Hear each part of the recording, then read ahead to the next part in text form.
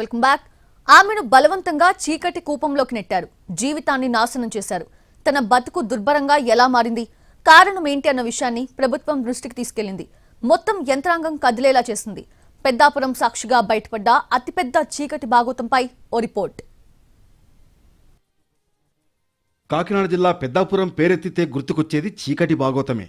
వ్యభిచార కూపం నుంచి ఈ ప్రాంతం బయటపడిన 2 ముఠాల కారణంగా ఇంకా ఆ పోకడలు వాసనలు పోవడం లేదు. ముఖ్యంగా నిరుపేదల అవసరాన్ని ఆసరాగా తీసుకుని ఈ కూపంలోకి దింపుతున్నారు. మరికొందరిని బలవంతంగా లాగుతున్నారు.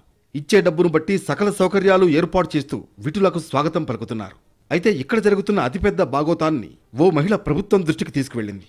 తనను బలవంతంగా ఈ వృత్తిలోకి దించారని, బ్లాక్మెయిల్ చేసి జీవితాన్ని నాశనం చేశారని కన్నీళ్లు పెట్టుకుంది.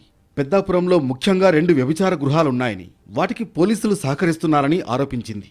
ఇలా ఇంట్లో పని చేస్తావమ్మా అని అడిగిందండి. ఎంత ఇస్తారని అడిగానండి. ఎంత ఇస్తారని 15,000 ఇస్తానమ్మా నెలకి, ఇంట్లో పని చేస్తాం, మీ అమ్మాయి కూడా నీ దగ్గర ఉంటుందని అని చెప్పిందండి.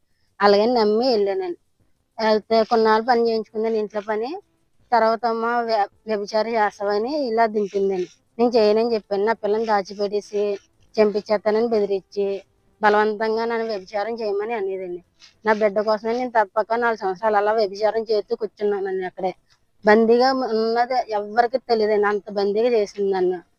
యువతి ఫిర్యాదుతో స్పెషల్ టీమ్స్ రంగంలోకి దిగాయి. 2 పోలీసులపై వేటు పడింది. అలాగే పెద్దాపురం ఎస్ఐ మౌనిక ఇతర అధికారులపై క్రమశిక్షణ చర్యలకు హయ్యర్ అఫీషియల్స్ సిఫార్సు చేశారు. అటు రెగ్యులర్ కస్టమర్ల తాట తీసే కార్యక్రమాన్ని కూడా షురూ చేశారు. వ్యభిచార వృత్తిలో ఉన్నటువంటి 2 మహిళలకు సంబంధించిన విషయం. అది గత 5.5 సంవత్సరాలుగా జరుగుతున్న విషయం అండి. ఈ మధ్యకాలంలో వారి మధ్యన ఏం జరిగిందో తెలియదు. అదంతా కూడా బయటకు వచ్చి ఒకరి మీద ఒకరు ఆరోపణలు చేస్తున్నారు. ఆ విషయంలో ఒక కేసు కూడా నమోదు చేయడం జరిగింది.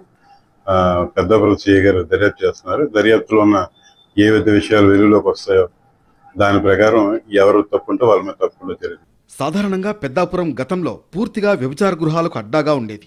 అయితే ఇటీవల పరిస్థితి మారింది. కానీ కొందరు కాసుల కక్కుర్తితో ఇతర ప్రాంతాల నుంచి అమ్మాయిల్ని తీసుకొచ్చి బిజినెస్ చేస్తున్నారు. వారు ఒప్పుకోకపోతే బ్లాక్మెయిల్ చేస్తున్నారు. చాలా మంది ఆ మురికి కూపాల్లో మగ్గిపోతున్నారు. పోలీసులు పకడ్బందీగా చర్యలు తీసుకుని చీకటి భాగోతాలకు చెక్ పెడితే కొందరు చేసే చెడ్డ పనికి తలదించుకున్న పెద్దాపురం దర్జాగా తలెత్తుకోగలుగుతుంది.